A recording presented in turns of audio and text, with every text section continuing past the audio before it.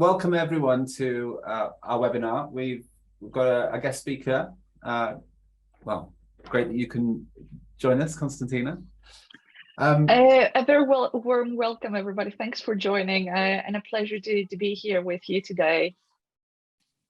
Yeah, absolutely. And I know it's for a lot of you who aren't in the UK, perhaps it's also not, it might be a difficult time joining as well, perhaps early in the morning or late in the evening. So yeah, appreciate putting the effort in to join. But we're as you know, going to be talking about the employability skills agenda and specific skill sets as well, sought after by students as well as graduate employers. We'll be talking about how that links specifically to the business simulations, and of course other things, other initiatives around the business school, which are also complementing skills development and that sort of thing. So I'll take a few slides initially just to give a bit of background, as we always do, on the company and our approach to simulations, which will hopefully be useful. We'll have a couple of poll questions as well, so expect a little bit of interactivity today.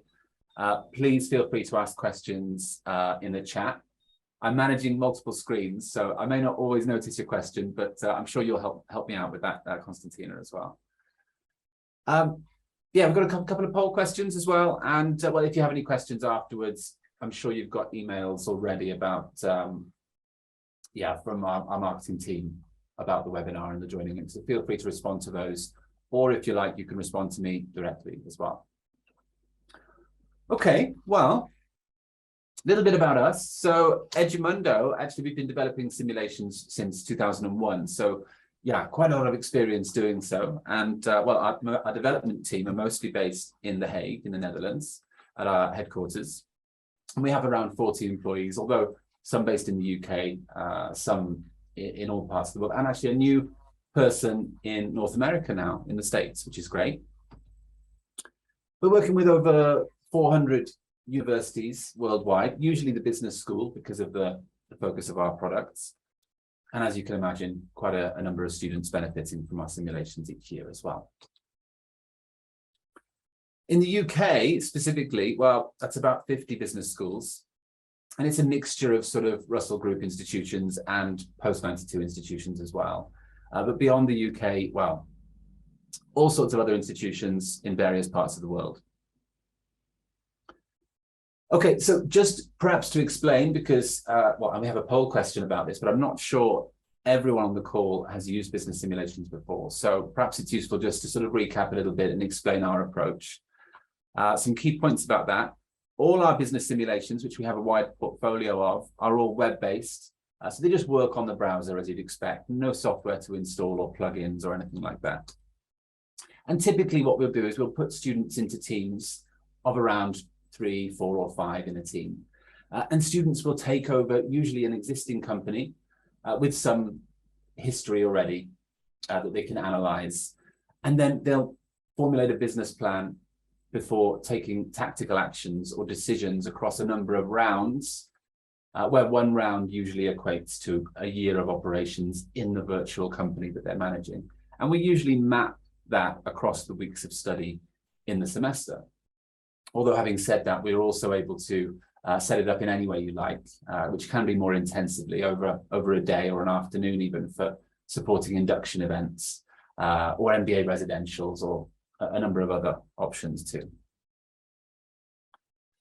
Important to say that all our simulations feature this dynamic algorithm, which means that students are not competing against a computer, but they are competing against the other student teams on the same course. So in that sense, it's highly competitive, and that leads to much more realistic experience, and of course drives the engagement with the learning process. We cater for all student levels, so well, in the UK from level 3, foundation level, right up to level 7, MSc and MBA.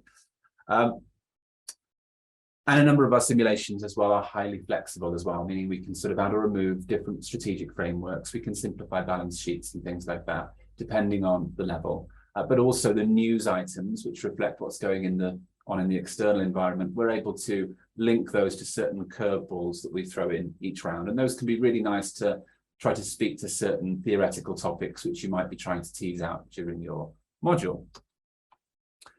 Okay, just a couple more slides before we get into the conversation, but just to say as well, so separately to the products, it's also about how we work with institutions as well. So in terms of the service that you can expect from us, it's really sort of like a 5-step approach, which we've refined over a number of years, and specifically in response to when everything went online during COVID. So the simulations work just as well online or on campus.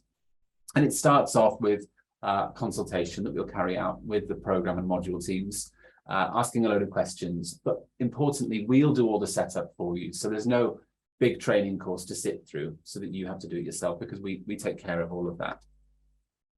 We'll always come and introduce the simulation to your students live, well, online usually, but can be on campus sometimes. And we'll come back after 1 or 2 rounds and introduce the simulation to this and really hold like a live Q&A session, sort of to give students a chance to ask questions once they've had a chance to play around in the simulation a little bit. Our customer success manager will also halfway through and at the end of the simulation provide some really personalized summaries on how the teams are performing. We have an online help desk for students to ask questions at any time, which I think is really valued by the lecturers using our simulations, because it takes the pressure off a little bit, and well, we can take the responsibility for that away from you. And lastly, we also provide certificates to all the students who participate. So winners, runners up, but also completion certificates that students can then share on LinkedIn to boost their online profiles and CVs a little bit. And we're also happy to endorse students who tag us on LinkedIn as well. So that's a little bit about how we'll work and the support you can expect.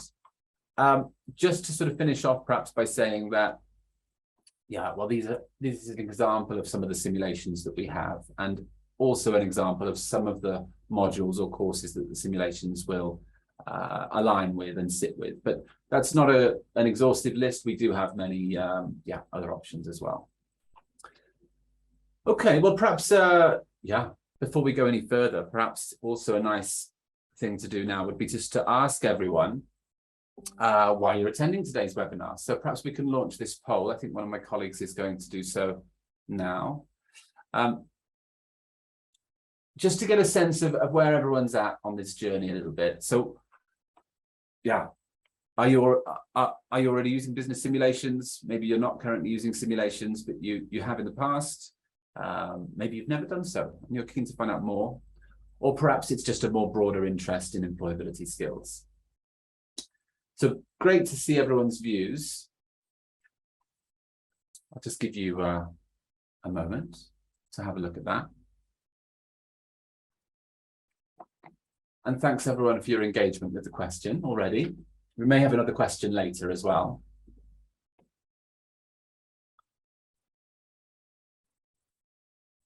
Okay, well, perhaps we'll end the poll there already.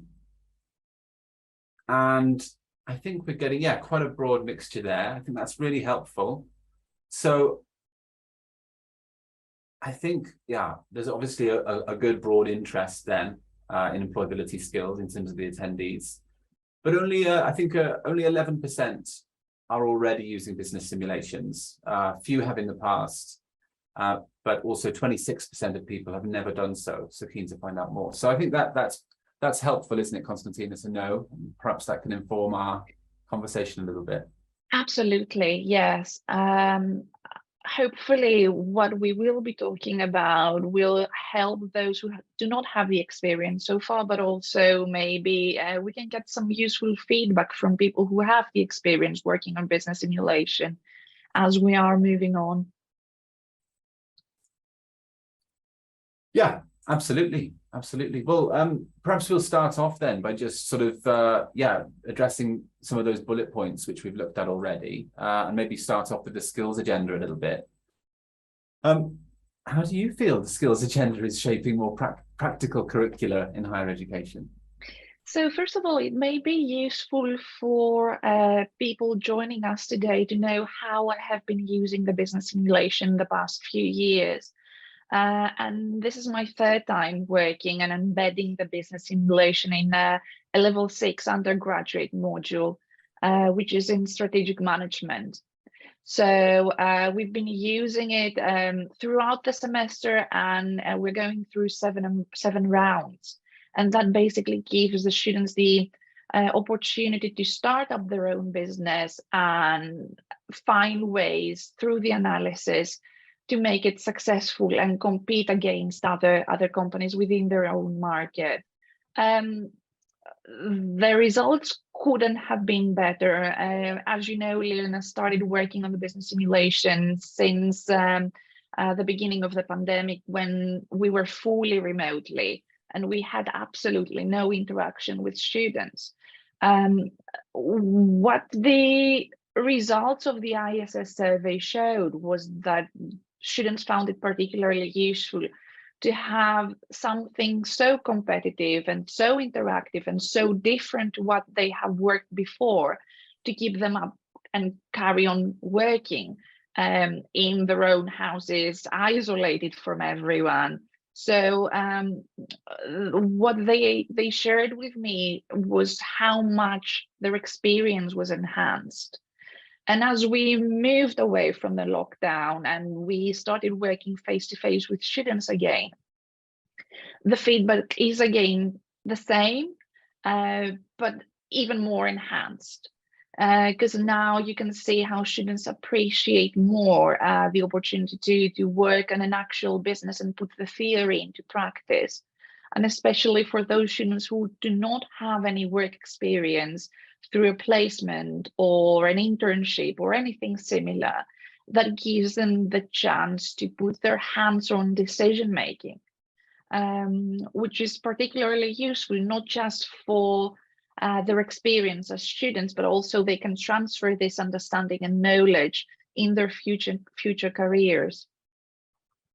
Yeah, absolutely. So, yeah, I think what you're saying then is that, you know, because students are often coming into the learning process very early on, perhaps, you know, if we're talking about undergraduates, you know, they maybe haven't had a chance to work in real business at that point. And so the theory that they're learning often is without the context for those students. And so the simulation can sort of provide that opportunity for them to sort of make sense of that theory, isn't it? Yeah, absolutely.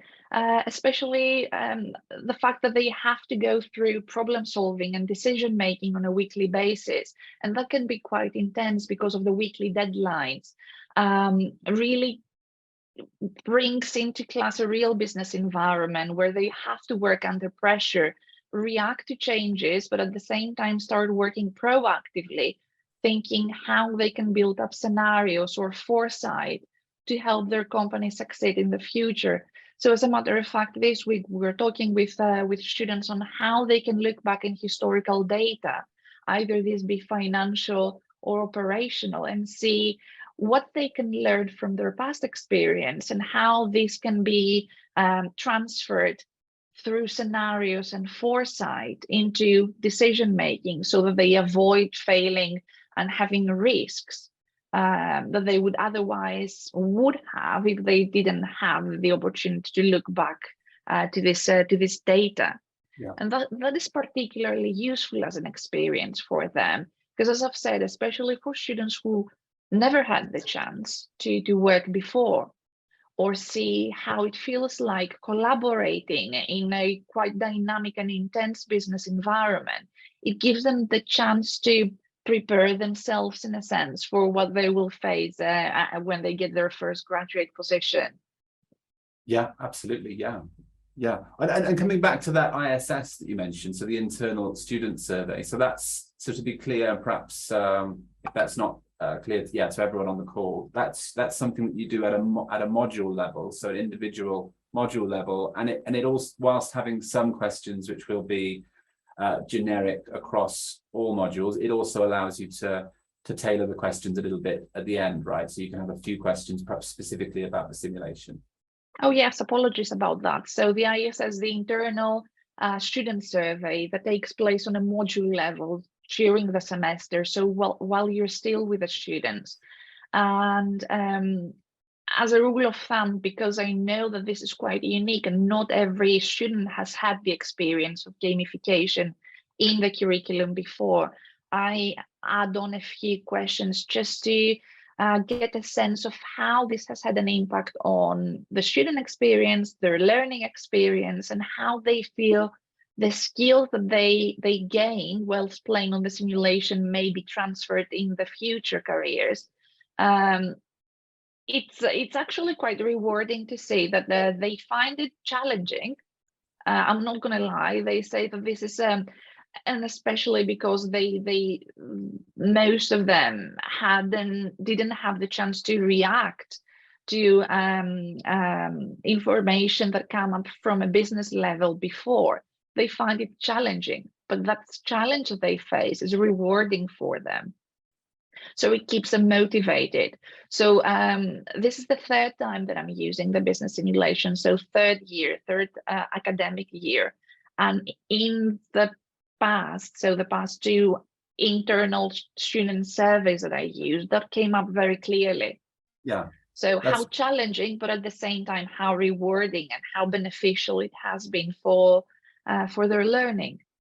But also because you're able to deliver that survey straight after the module's finished, it provides like a really direct feedback as well, isn't it? That's while it's sort of fresh in the students' minds as soon as they've completed it. So it really allows you to sort of almost see that live feedback, which is, I think, really strong, because, well, whilst it might not be the same for all countries, in the UK we have this NSS, this National Student Survey as well, which is delivered to students after their undergraduate degree. But there's a little bit of a time lapse. Well, there's a little bit of a delay, but that's also supposed to reflect their whole degree, not just a specific module or even the last semester. So their whole experience.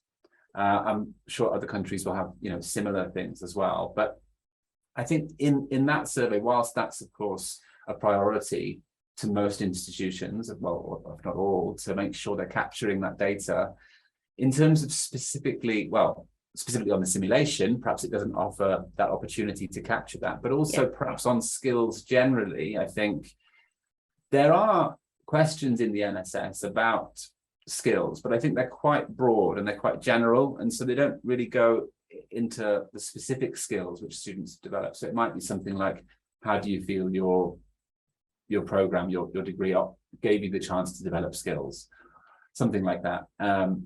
So I think, it's really nice to see that you're able to capture that sort of module level data as well, and specifically about the simulations too. Yeah. What about graduate outcomes as well? I thought that was something that might be worth just touching upon, because your module as well is second semester in the final year, so level 6.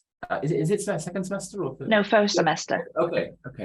But even so, the fact that it's at level 6, that's obviously gives a quite strong link to, it's quite close to when students will graduate, and they're able to then use those skills and hopefully be more aware of perhaps which skills they've developed. And perhaps it's a bit difficult, but do you have a feeling about how that also impacts a little bit on graduate outcomes? By the way, we use this term graduate outcomes in the UK specifically because that's linked to a wider sort of regulatory measure that we have, which is basically designed to assess the number of students that are going into graduate employment 15 months after graduating, and also looking at salaries and things like that. But do you get a feeling for how you're able to make that sort of link a little bit? Absolutely, yes. So one of the hottest skills, especially since the pandemic on an employability level, and what employees are currently looking for, is this digital business analytical skills that students and recent graduates can bring in the business.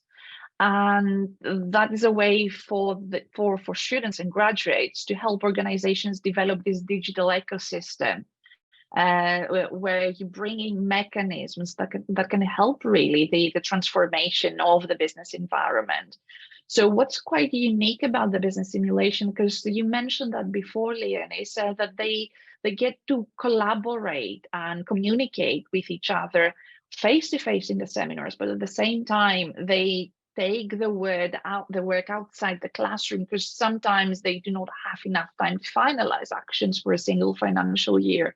So one of the things that seems to be really working for students level 6, as you said, who are moving gradually in the business world, is to bring this digital business analytics skills that they gain as part of their involvement with the business simulation, and also adaptability and flexibility skills, because again, they have to make sure that they manage their time effectively so that they can compete and finalize a round within a specific time frame.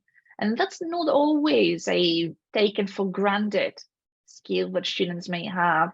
And also that's not something that they can easily transfer in the workplace unless they're given the opportunity beforehand to prepare for that.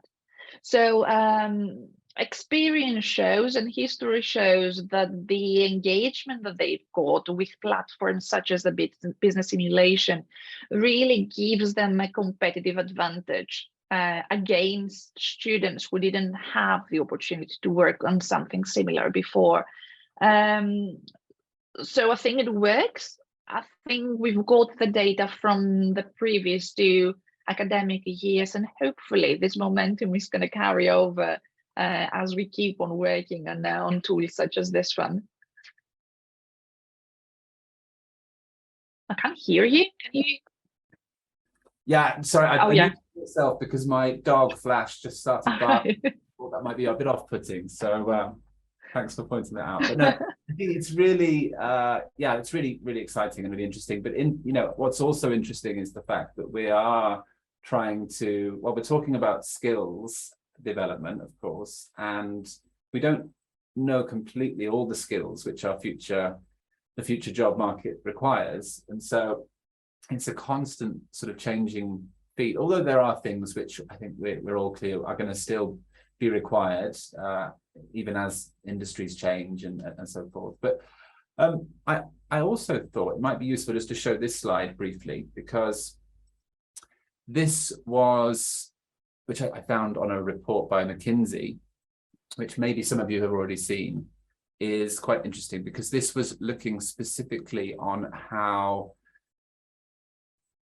the job market and employers in general were responding to pre and post pandemic skills. So the whole report actually went into much more detail of a whole range of other skills as well, but I think these were the top ones which are mentioned here. And the sort of 2 differences on each line is how in demand each of those skills were before the pandemic, and then sort of during or towards the end of the pandemic as well.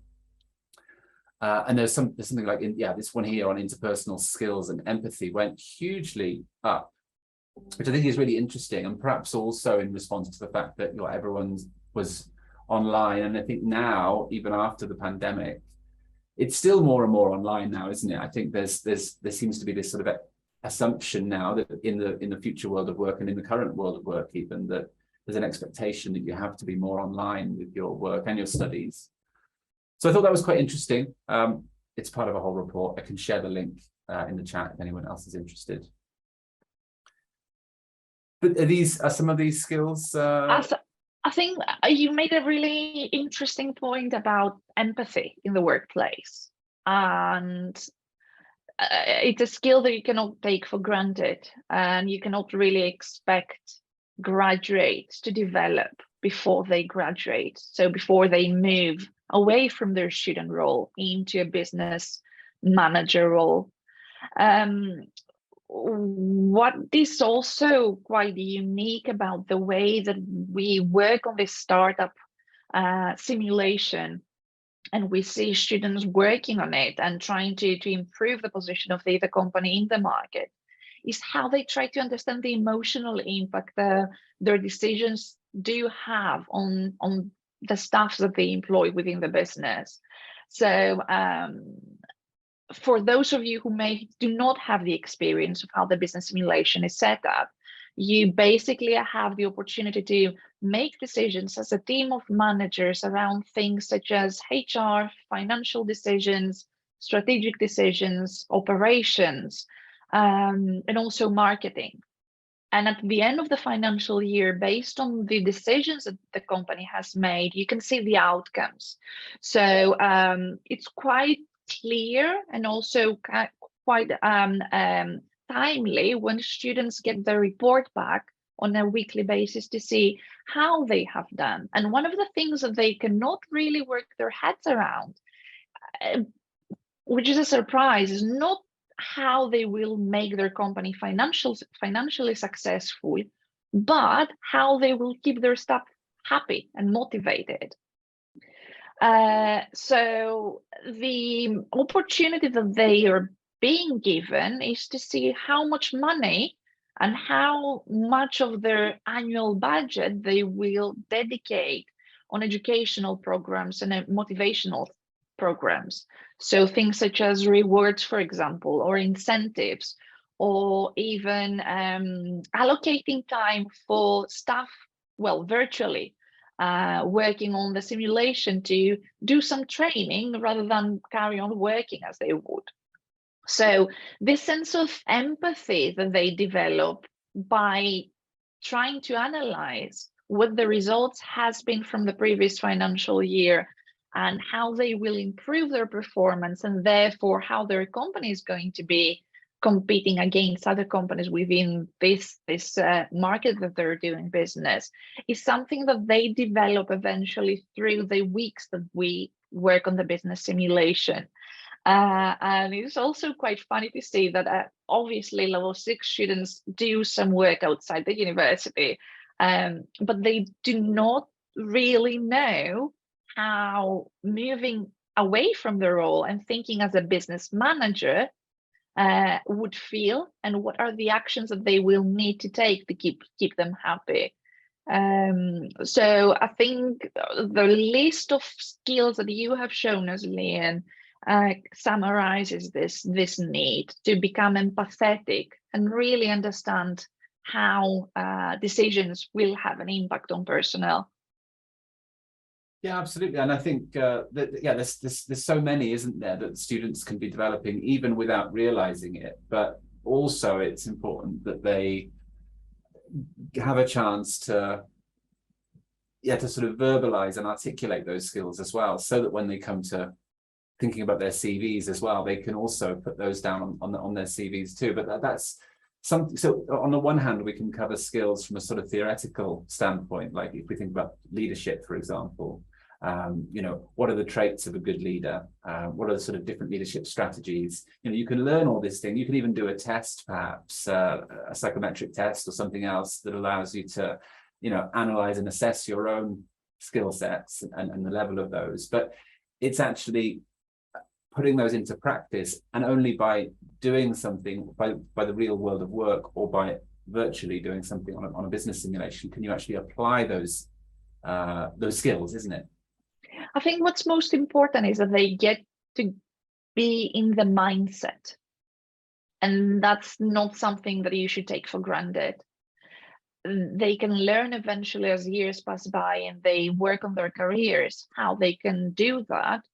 But getting into the mindset that, hang on a minute, if I don't do certain things, my staff's going to leave me, is not something that can easily come through the theoretical learning that they get as part of their education, of their university career. So that's definitely one of the higher, the best opportunities that they get through the business simulation and gamification in general. Yeah, well, that's great to hear. But by the way, I've got another slide to show as well, which it's going to feel like I'm being sponsored by McKinsey here as well, but I'm not, I promise.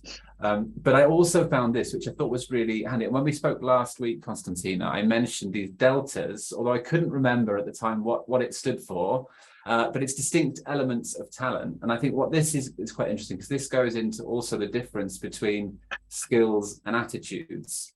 And I think, well, I tend to talk more broadly as for all of them about as skills, really, but I think that's okay. But apparently there's also trying to sort of differentiate a little bit between, you know, some of these are skills, some of these are more attitudes, which can also be developed as well. But I think what was really interesting for me here as well was this box at the bottom in the dark blue about the digital fluency. There's all these sort of different, and trying to sort of really separate these out. So it's not just digital literacy as a whole, but it's actually, there's a lot to that. So digital collaboration, digital ethics, and the more and more we're working with digital programs, the more and more we're working online in our roles, which increasingly I think jobs are expected to do. Yeah, I think this is also really important, and something which comes across really strongly in the simulation as well. Yeah, because we don't really know whether life is going to be exactly the same as it was before the pandemic, and whether we will be expected one day to forget about hybrid work and go back to being face-to-face all the time, which to me seems like a very unlikely scenario. So preparing for the opportunities that hybrid work offers and online collaboration, but at the same time, knowing beforehand how you can overcome the challenges is definitely something that should be aware of.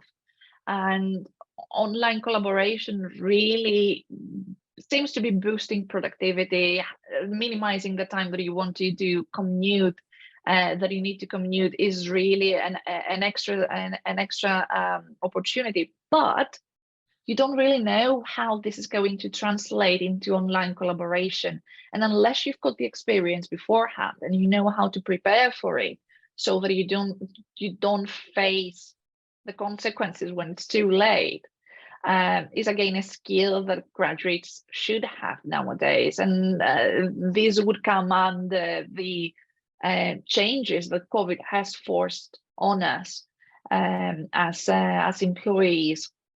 So definitely an opportunity to prepare and learn and see how it feels like working online and collaborating online. And especially think about this Zoom meeting where you've got people from all over the world. And at the beginning, you had to start explaining, because I missed it completely, that some of us do not really know what ISS is or NSS and what it means for universities that are based in the UK. There is this kind of barriers that online collaboration may create, that before you face them and before you have to deal with them, you cannot be prepared.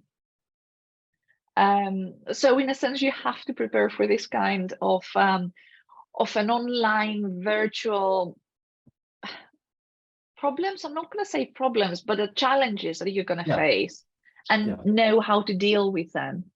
And that comes back to what we were saying before about empathy as well, isn't it? And we see that I visit all sorts of universities, mainly in the UK, but I'm seeing so many courses now that are really very international as well. And so students from all sorts of different backgrounds, and having that empathy and ability to understand, well, actually, what isn't necessarily the same as what someone else's experience is already. So it's and that's the same in working in an international organization as well, in the real world of work, of course. I've actually got another slide here, which this time isn't from McKinsey, it's from Edumundo, which is great. But perhaps for some of those participants who haven't used the simulations before, this might be quite useful, because we can talk about some specific ways that the simulation also, and of course, Konstantina, you've been really helpful in already elaborating on some of those, but perhaps just specifically as well, so in the simulation, all the students have to undertake this internal analysis, so on the company's results, the sales data, the staff data, but also on the external data as well. So that really feeds in quite strongly to the cognitive skill development. So problem solving, critical thinking, but also advanced analytical skills as well. There's also project management specifically as well, because, well, it is working within these simulation rounds. It's working to sort of deadlines. So it's a bit about planning and time management, but also allocating roles and responsibilities. So I'm not sure how you do it, Konstantina, but there's a few options, isn't there? You can leave it to students themselves to decide if they want to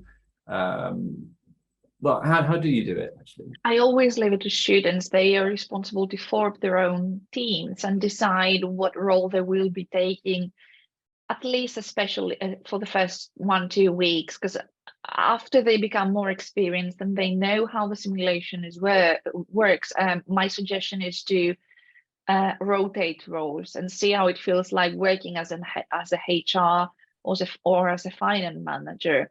Because the program that I bring the business simulation in is business with. So you've got students coming from a business with finance, business with marketing, and business with international business background.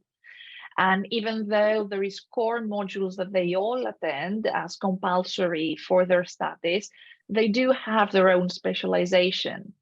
And I think it's quite obvious to believe and expect students that coming from a finance background to be slightly more confident analyzing data and going through cash flows. Whereas where you have to deal with marketing students, they do not really have the skills, or they haven't gone into much depth trying to make sense of what revenues mean and how you can cut off budget by looking in your cash flow and think about your expenses. So it's a safe environment for them, and this is what the way that I present it to them. A safe environment to, even if you face bankruptcy, it's not the end of the world, because we're not talking about real money. Exactly. But you should treat that as a chance basically to see how it feels like, even if you're a marketing student, to know how you should make sense of profits or revenues, or what it means like to be carrying over a loan that's going to be there for a couple of years on your budgets, and you should consider it. So it's definitely a chance for students who have a certain specialization and have followed a particular route to see what it feels like to collaborate with other departments within a business and make sense of areas that you wouldn't, because of the studies, but at the same time of the career that you expect yourself to be going on. Yeah, completely. Yeah, well, I think it's really nice that you give them that opportunity to rotate, as you say, and take different roles in different rounds. And of course, well, there's a lot of flexibility there on how a module leader lecturer wants to steer that a little bit. So maybe stipulating, well, these are the roles which I want every team to take, or, well, leaving it to the teams to decide for themselves. Or, well, I think even where they're taking roles like maybe CEO or finance director, marketing director, HR director, it's still nice that all the decisions are still a collaboration anyway, so that it's getting students involved in the team decisions, isn't it? Well, we're talking about a game, and we're talking about gamification and pedagogy. And because it's a game, it should be fun. And this is one of the things that we may be missing sometimes, because applying theory on case studies or trying to see what other businesses have done by going on online websites or maybe organizational reports can sometimes be dull. And if you do that on a weekly basis, you can see that students start to feeling a little bit bored. But because it's a game and it should be fun, and it is fun, you can see that learning occurs more when they have fun. So you kind of step back and you give them the space to decide what their team is going to be about, how it's going to be formed, and give them the opportunity to really see what are the benefits of learning, because learning should be fun, no matter how advanced it is, and how much in depth you go trying to make sense of numbers, for example, or think about marketing campaigns. So I leave them the space to just do what they do and have fun whilst at it.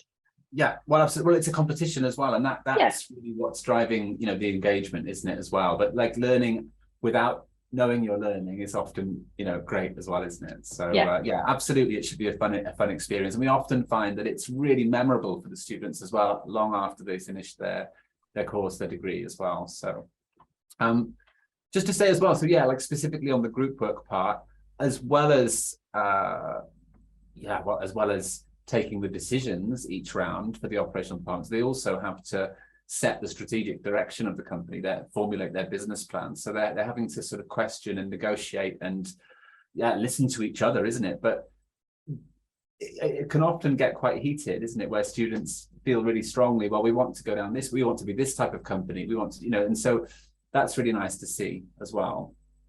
There's usually weeks where rooms are buzzing because of these negotiations and because they cannot really come to final decisions, up to the point that they realize that unless this is a collaborative effort, it's not going to go anywhere. But it's quite fun to, again, observe them, to play and observe them, how they're going through the negotiations. And inevitably, some of them get a more leadership role, so a leading role, and they kind of make a decision on behalf of everyone else, but it should be collaborative and negotiations should be part of it. Yeah, well, absolutely. I think just to finish up on this slide, so I think perhaps on this part in the yellow here, we've talked quite a lot actually about the digital already. But that, as mentioned, that comes across really strongly. And then also what we're seeing now in a number of our simulations is also around what we're calling sustainable futures, or helping future business leaders become more aware of having a sort of social purpose and so forth. And so that's coming across quite strongly now in a lot of the simulations as well. But hopefully that's helpful to some of the attendees, especially those who perhaps are new to simulations and haven't used them, and how specifically those skills come across within the simulation. I think it's definitely worth mentioning how they get to start thinking about ways that they can bring the United Nations Sustainable Development Goals in their company's strategy, and what it means for them to commit to one or maybe some or even none of those SDGs. Because even if they decide not to embrace any of their sustainability goals that they are being given the chance to do it, they have to think about it and come up with a decision that's informed of the company's mission and vision. So for students who may be going down a quite old-fashioned traditional curriculum, which is all about money and economics and how you will make your company successful financially by gaining part of the market share that's going to make you the leader in the business, in the market, thinking about whether there is a United Nations sustainable goal that may be useful for your company to adapt and bring within the overall strategy of your business is an opportunity, is definitely a way for them to think what is the purpose of the business outside profit maximization, and think about different stakeholder groups and how they're being affected by the business operations. Yeah, I think that's really nice to hear as well. And perhaps I was going to just show something actually then, just to give a sense for everyone to see what that looks like. But maybe I can do so a little bit later if we've got time. Time is really getting ahead of me here, because I think we've got there's always so much to talk about, of course. Perhaps briefly, Konstantina, because I would like to leave a little bit of time if possible. I know some people are keen to have a look at one of the simulations as an example, not necessarily the one that you're using, but what about other skills initiatives that might be happening within higher education, within business schools, or specifically at John Moores as well, and how the simulations may complement those? Well, as part of the module that I am leading, and through collaboration with other colleagues, we have brought in networking events and opportunities for students, level 6 students, to come and meet and speak with some company representatives. And it's going to be the 3rd year, because that is an initiative that came up at the beginning of the pandemic. That's going to be the third year where we give students the opportunity to network with businesses who have a keen interest in sustainability and green strategies. And we link that with a week when we talk about green strategies in the module, and at the same time a week when students are being asked to think more carefully about the sustainability agenda of the company that they run on the business simulation. So that kind of ties and brings together different areas. So networking and digital skills and sustainability literacy at the same time together. Because again, one thing that we shouldn't forget about is that we are preparing our students to become the future managers, and they would be responsible for the way the world is moving after they graduate, and take the initiative basically to make informed decisions. So these are things that we have brought together, hoping that what we do and the way that we organize our program really helps advance students' understanding, but at the same time that we have a social impact and some influence through the students after they enter the business world. Yeah, and I think, on that note, I think LJMU is one of the possibly founding members of PRIME as well, isn't it? The Principles of Responsible Management Education. Not quite, but we recently joined, and we've started taking a very active role into PRIME. So we've got a team of PRIME coordinators who are working hard on bringing the principles of responsible management education down to different levels within the university, not just from teaching and research to teaching and research level, but also operational and estates. So we're not founding members, but we are keen members, and we are taking every single step and opportunity to become even more active. Yeah, no, really, really good to hear. And it was nice to join a lot of your colleagues on campus recently for the event you had as well on sustainability. I'm looking at the time. What I'd like to do is maybe just take 4 minutes, if I can, to show one of the simulations, and then we'll hopefully leave 5 minutes for some questions. So all the participants, please have a think about some questions that you'd like to ask Konstantina. Or me as well, but mainly our guest speaker.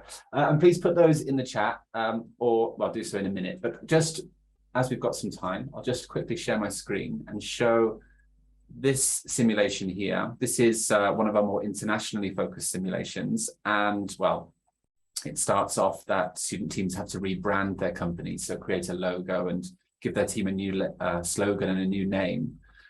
And they have to formulate their business plan. So here they'll think about their generic strategy. They'll do a SWOT analysis, think about their vision, and set their targets as well, which are arranged sort of on a balanced scorecard approach.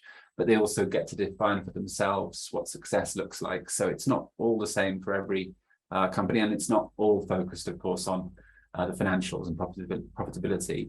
They'll get to choose how they grow their company in this simulation, as well as, and in light of what we were just talking about as well, deciding which UN SDGs they would like their company to help achieve and work towards. So here they get to choose, I think, 3 or 4 of these, but they need to think really carefully on this. And of course, elaborate on that a little bit at the bottom here as well. They'll take decisions across a range of departments as well, which they can access through this sort of head office interactive map here, or they can work through these parts as well. So this is quite a more internationally focused simulation. So they also have to decide which countries they'd like to do business with and take a load of decisions relating to the individual countries. But then they also take decisions across a range of operational departments as well on a global level, like management, HR, product, working with the manufacturer to make agreements on sustainability and other things. Choose how they distribute their products, choosing a logistics service provider, some global marketing decisions as well. And of course, they have to analyze all the results. So they have to look at the financials, they have to look at the inventory by country, and they have to look at their staff, as you were talking about, Konstantina, as well, sort of really analysing how motivated and what the workload of their staff is like and how trained they are. And they do a lot of analysis as well. They can analyse their competitors on a price quality matrix and things like that. And there's a load of other information they can access, including external analysis too. So each week, these different news items arriving, which might reflect what's going on in the external environment, links to perhaps a growth in demand in a certain segment, or some sort of global supply chain issue, or some sort of risk that might be facing all the companies as well. And then, of course, well, in all the simulations, they'll view the ranking list to see how they're performing. They'll see all of their companies against their competitors on the ranking list as well. So, yeah, well, that's just a really quick high-level view of one of the simulations as an example. I'll stop sharing and hopefully we'll have some questions, unless you've got anything to add on that. I think there is two very interesting and important messages here. One has come from Jurian. Apologies if I don't pronounce the name right, which is about how you can make sure as a teacher and a tutor that the skills that you would like students to have been transferred, and how you can overcome that. And I think that's an amazing question. And also, as a tutor, you get to reflect on your performance in a sense, and think whether you have managed to make any difference or helped students develop. And what's quite intriguing and interesting about the simulation is that because they get to work and experience how it feels like to be part of a team of managers working on the same areas and trying to fix the same problems, they learn without even realizing, which kind of ties with another comment that was put down by Neslihan on how we are moving away from the way that we form the relationships and the bonds with our students a couple of years ago, and how higher education should be moving away from what was the norm a couple of years ago, because we want students to prepare and become ready and skilled to meet challenges that they face. And the simulation really gives them this experience. It simulates the real business environment and brings some opportunities for students to think what it feels like and how you can react and proactively prepare. Yeah, and really nice to see your comments there, Neslihan, as well. We got some really good feedback, didn't you, on level 6? So that was really nice, the way it was used there with the economics students. So yeah, that's great. And I think we have another question as well from Manuela. Yeah, about the assessment, right? Yes, the assessment is kind of connected on my module, at least. So, as I've said, students are going through 7 different rounds on the business simulation. So in a sense, at the end of the semester, they've got access to financial data as well as operational data from the past 7 weeks. So the expectation to pass the module is to critically analyze and evaluate their company's performance, identify the key strengths and weaknesses by applying theories such as the strategic clock, or maybe try to make sense of the macro and micro environment of their business. And by identifying these strengths and weaknesses, come up with recommendations that will help their businesses succeed in the future. So it's learning by looking back at historical data, making sense of the external environment, in the real business environment. Because one thing that I forgot to mention is that by the time that they start working as on their final assessment, they think of themselves as business analysts who should independently make sense of the company's performance. So they're not members of the company anymore. They are business analysts who have been hired by the business to analyze the past performance and come up with the recommendations.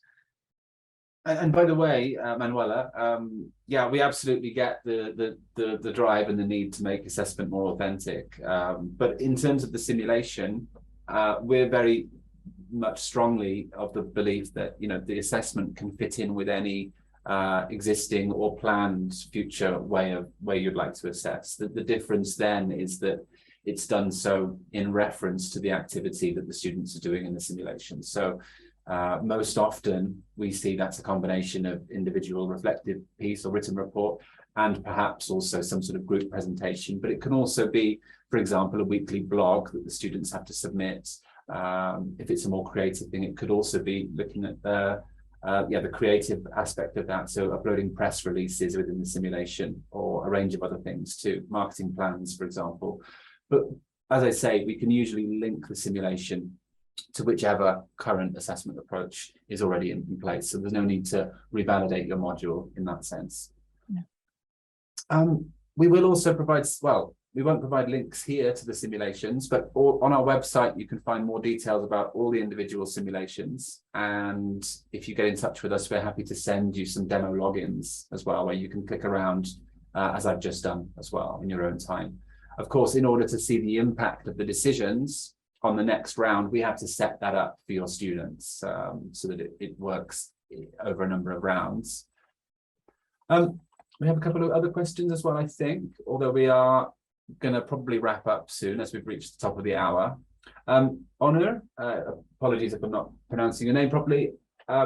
Is there any other simulation that is covering operational decisions, capacity, inventory management, supply chain management? Yes, we do have a couple of simulations which are often used more on sort of supply chain management modules, courses, as well as operations management. So please get in touch. We'll be happy to discuss those and send some details to you as well. Yeah, some nice comments as well. Thank you for those. Question from Emmanuel. Will writing a reflective piece from their experience be a good form of assessment and also help them develop their employability skills? Absolutely. I think you've already touched on that. So thinking about a weekly journal or maybe a reflective essay, as our colleague here suggested, could be an opportunity for students to learn from experience, because we're talking about experiential learning anyway. So it can be a way for students to reflect back on their experience working within a business, within a team of managers, and understand how this experience has transformed them, or may have changed them, or may not, because it may not work for everyone, and see how they can learn from past experience and develop even further, which is going to be really useful for us academics also to see how things work and how effective they are. Yeah, and well, great to see some other nice comments as well. Thank you, Graham, for seeing the engagement with students in different countries as well, encouraging international contacts. And also from Patrick as well, using the simulation at Leicester University in Ghana as well. Thanks for your comments too. I think we will probably try to draw to a close now. Thank you so much, Konstantina, for agreeing to be part of this. I think it's been really, really great and, well, really interesting, of course. It has been a pleasure, and hopefully that has been informative, especially for those colleagues who haven't had the chance before to work on a business simulation or even hear of how it can fit within a business school curriculum. So thanks for inviting me. Oh, you're very welcome. Well, yeah, if people are interested, can they connect with you, for example, on LinkedIn? Absolutely. They can find me on LinkedIn with my name, and they can contact me. And for those colleagues who are looking for maybe some further information, or who are looking for collaborations, more than happy to have a chat with them. So yes, please feel free to connect with me on LinkedIn. Oh, that's great. Yeah, well, really appreciate your time, Konstantina. And thank you so much to all the attendees for joining. I appreciate you giving up your time. I know how busy everyone is in academia. So yeah, really appreciate it. And hopefully that was really useful. If you would like to get in touch, as I said at the start of the session, you can respond to the marketing emails you've got from us with the joining details. You can respond to our marketing colleague, Callum, for example, who I think has probably emailed everyone with the Zoom link. Or you can contact me directly. So I'm on leon.l@edumundo.co.uk, and well, I'll be glad to help in whichever way I can.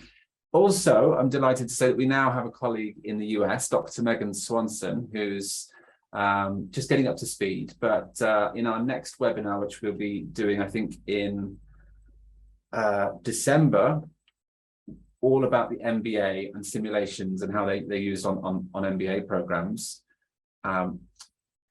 We'll perhaps have an appearance from Megan as well. So I think that's that's the webinar over. But thanks again.